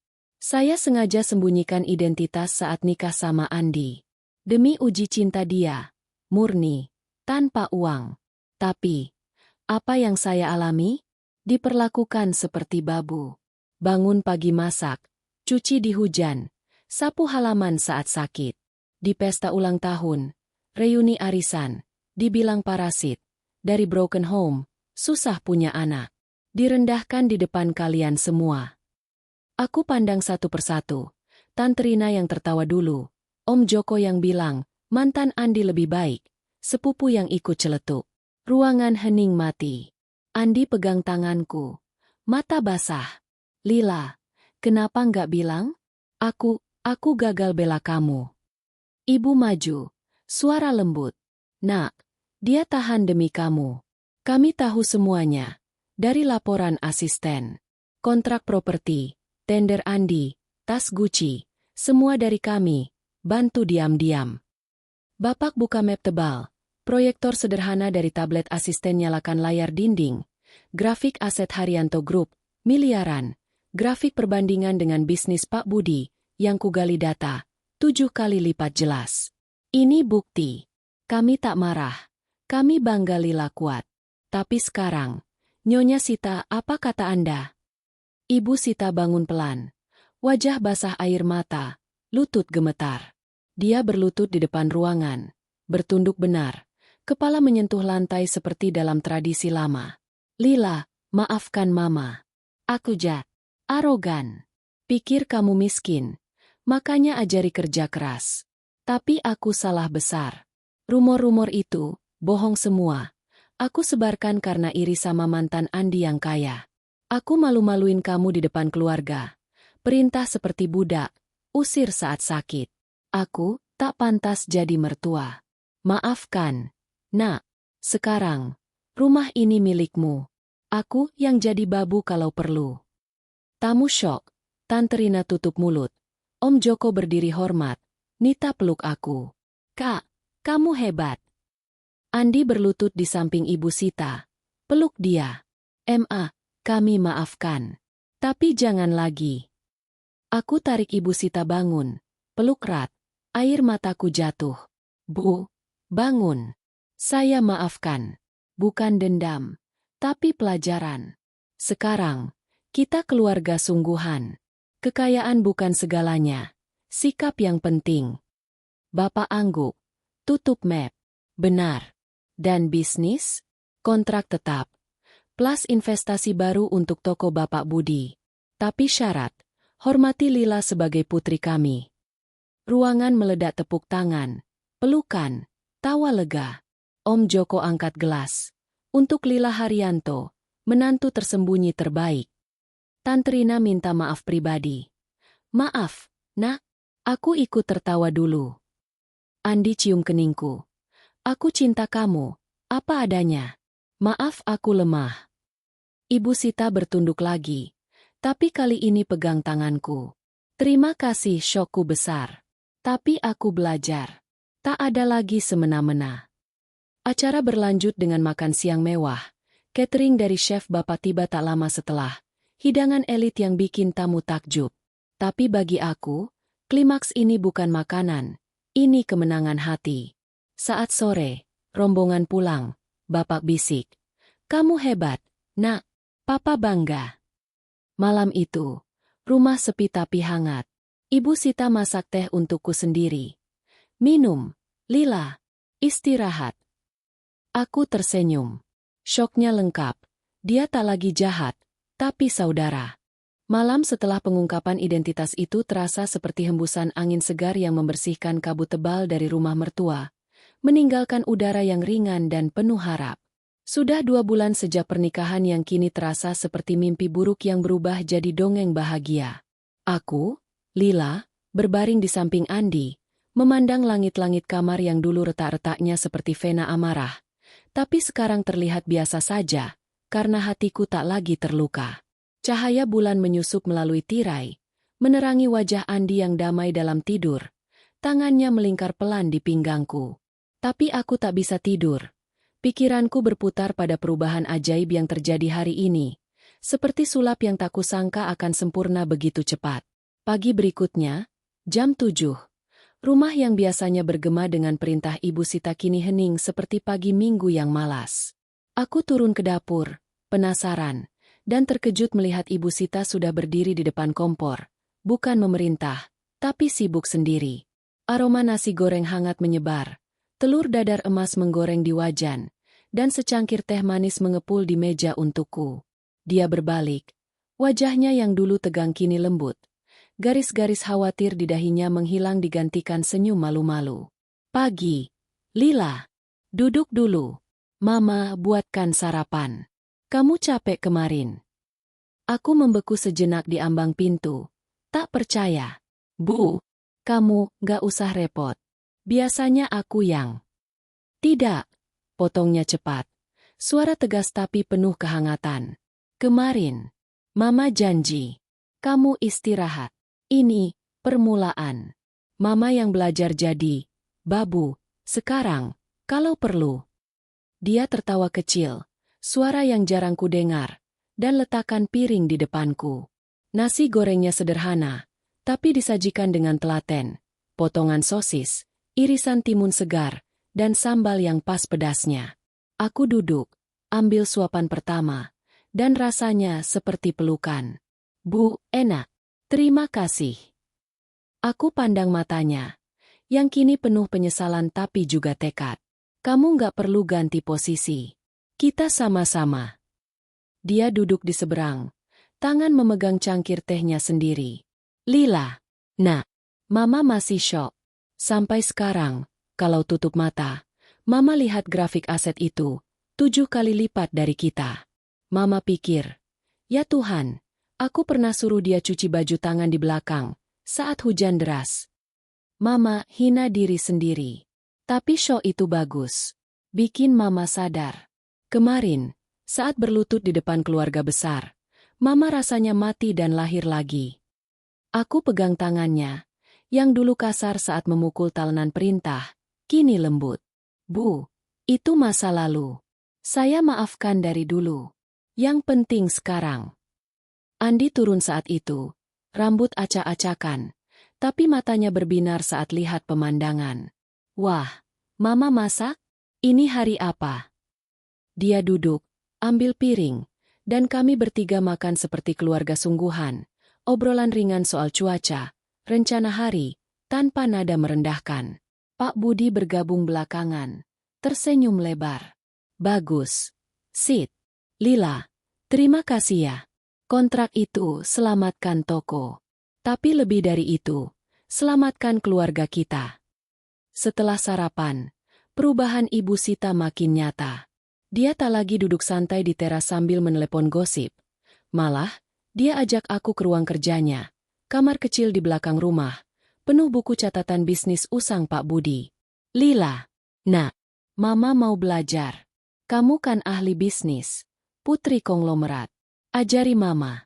Toko grosir kita lagi susah, kompetitor banyak. Mungkin strategi dari Haryanto Group. Aku tersenyum, ambil buku catatannya yang berdebu. Baik, Bu. Mulai dari dasar, diversifikasi. Kita bisa tambah lini online, seperti yang Bapak lakukan. Dan, aku bisa hubungi tim Papa untuk konsultasi gratis. Tapi syarat, kita kolaborasi, bukan aku yang atur semuanya. Dia angguk cepat. Mata berbinar seperti murid baru. Janji, Mama nggak mau semena-mena lagi. Dulu, Mama iri sama orang kaya, makanya kasar ke kamu, pikir kamu ancaman. Tapi sekarang, Mama bangga punya menantu seperti kamu. Dan maaf soal rumor itu. Broken home, tak subur, bohong semua. Mama tahu sekarang, kamu sempurna. Obrolan itu berlangsung 2 jam. Penuh tawa dan catatan. Ibu Sita yang dulu arogan kini haus ilmu, bertanya soal marketing digital, supply chain, bahkan etika bisnis. Papa kamu gimana ngatur orang banyak? Mama aja susah urus satu rumah, candanya, dan aku jawab dengan cerita ringan soal bapak, tanpa pamer, tapi cukup untuk bikin dia kagum. Sore itu, telepon dari keluarga besar mengalir seperti air bah. Tante Rina pertama, suara penuh penyesalan. Lila, nak, Tante minta maaf. Dulu Tante tertawa saat Sita bilang kamu parasit. Tante salah besar. Kamu inspirasi. Kalau boleh, ajak Tante ke acara Haryanto lain. Aku maafkan, Ajak dia kolaborasi bisnis kecil. Toko butiknya bisa suplai ke toko mertua.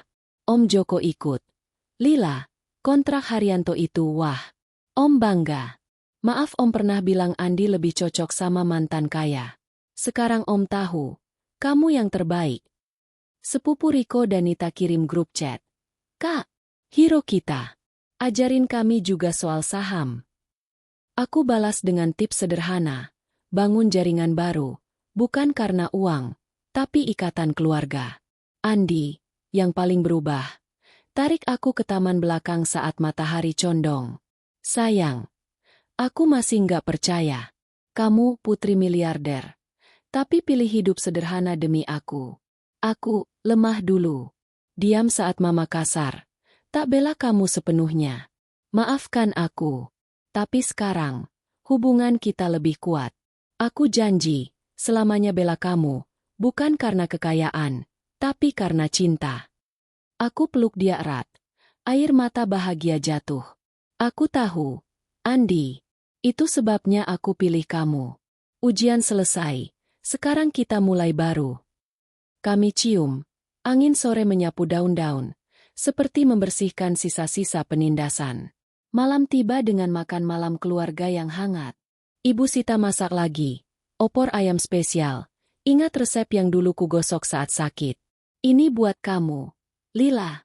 Dulu mama kritik terlalu asin. Sekarang coba. Rasanya sempurna. Dan kami makan sambil cerita. Rencana liburan ke pantai. Bantu toko Pak Budi ekspansi. Bahkan rencana anak. Tanpa tekanan. Hanya harap. Tapi batasku tetap tegas. Saat Ibu Sita bilang, Lila, besok mama yang cuci baju semua. Aku angkat tangan. Bu, stop. Kita bagi tugas. Kamu urus belanja. Aku masak. Andi sapu. Pak Budi tetap baca koran. Tawa meledak, dan dia angguk. Baik, nak. Tak ada lagi babu di rumah ini. Sebelum tidur, aku telepon bapak dan ibu. Pak, Bu selesai. Mereka berubah. Terima kasih dukungannya. Bapak tertawa pelan. Kamu ajari pelajaran terbaik. Nak, kekayaan bukan untuk injak orang, tapi angkat mereka. Bangga sama kamu. Ibu tambah. Dan cinta Andi?